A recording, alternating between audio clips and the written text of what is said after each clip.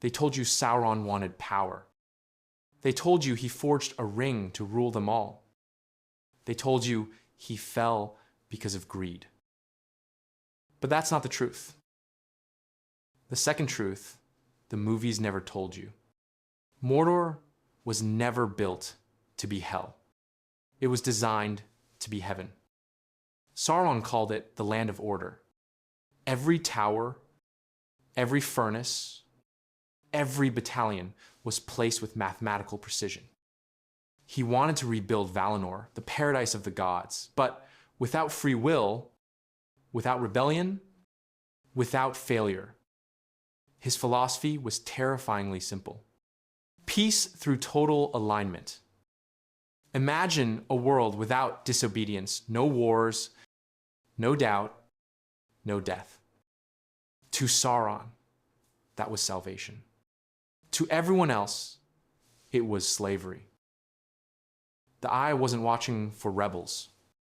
It was watching for imperfection. Mordor was his prototype for the second music of the Ainur, a world remade in rhythm, without discord.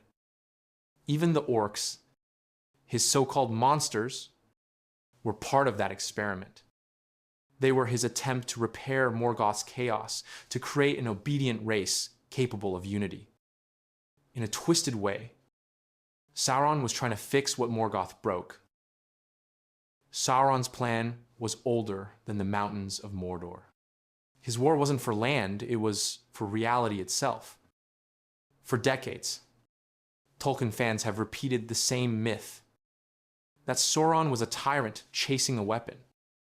Yet buried deep in Tolkien's notes, the letters, the Lost Tales, the Akallabeth, there's a far darker revelation.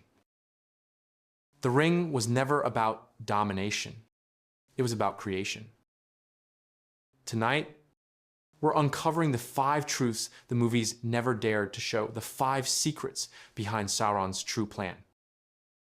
In the Second Age, Sauron didn't see himself as evil. He saw himself as divine. He had learned from Aula the smith, the same Vala who created the dwarves. Aula shaped life from matter, and Eru Ilúvatar gave that life a soul. Sauron wanted to do both. The ring was his proof, his challenge to the creator. By pouring his essence into the metal, he created the first object in Arda with a living will not born of Eru. A conscious artifact.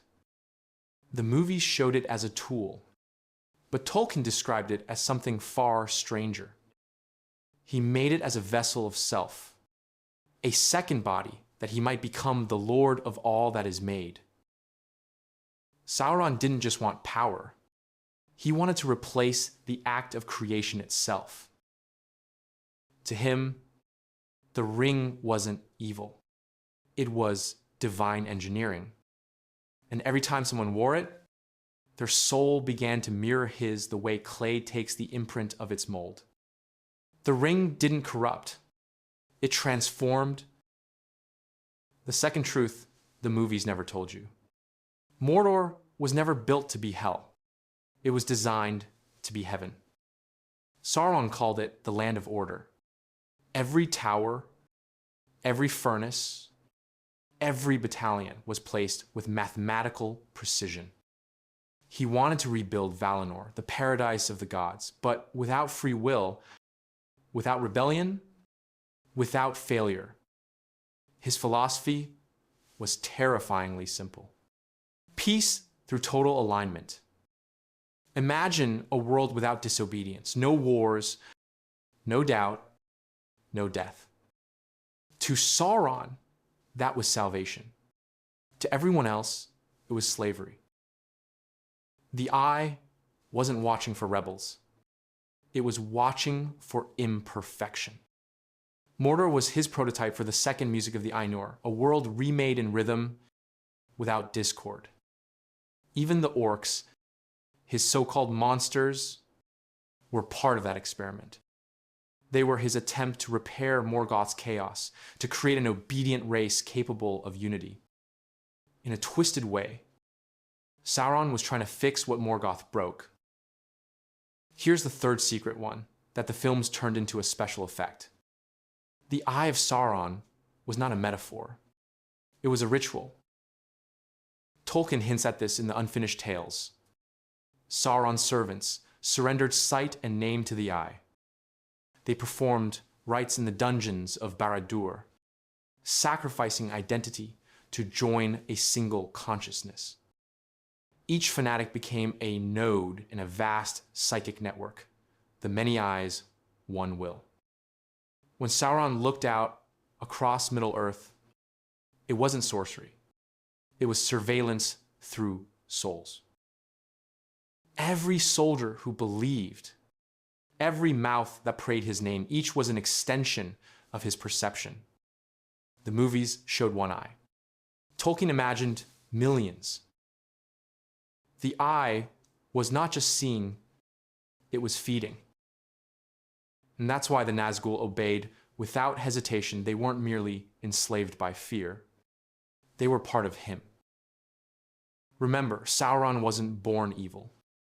He was a Maia, like Gandalf, a divine spirit meant to heal and build. He fell not out of malice, but obsession. He looked at a broken world and thought, I can fix this better than its creator. And in that moment, he became the shadow of God. The fourth truth cuts deeper than any sword. Sauron wasn't fighting men or elves. He was fighting time itself. To the immortal, time is death. The Valar grew weary, the elves faded, even the stars changed. But Sauron, he refused to fade. The ring anchored him to the world's heartbeat. While others aged and forgot, he stayed, unchanging, eternal. Every century that passed, his hatred grew colder, sharper, more mathematical. He didn't need to rage, he simply waited. When Numenor fell, he survived as spirit and reformed. When Isildur cut the ring, he vanished but was not gone. His war wasn't about the present. It was about outliving everyone until he alone remained, the last god of a dead world. This is the heart of it all, the final secret the movies never touched. Sauron's ultimate plan was not to rule Middle-earth. It was to rewrite creation. In the Ainulindala, the universe begins with the music of the Ainur, a cosmic song sung by Eru and his angels. Morgoth disrupted that song with dissonance. Sauron, his greatest servant, listened and learned. When Morgoth fell, Sauron sought to compose a second song, one without Eru. He wanted to forge a universe that obeyed his rhythm. The ring was the first instrument, a note of power that could harmonize all other wills. If it had succeeded, Middle-earth itself would have sung Sauron's melody.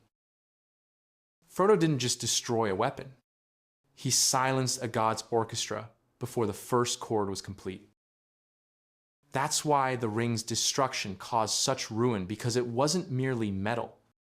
It was the world's unspoken future, collapsing. So now you know, Sauron wasn't a monster born of darkness. He was light twisted by perfection. He looked upon the world and saw chaos and vowed to end it forever. The One Ring was his gospel. Mordor, his temple, and the Eye, his congregation. The Fellowship didn't just defeat a tyrant.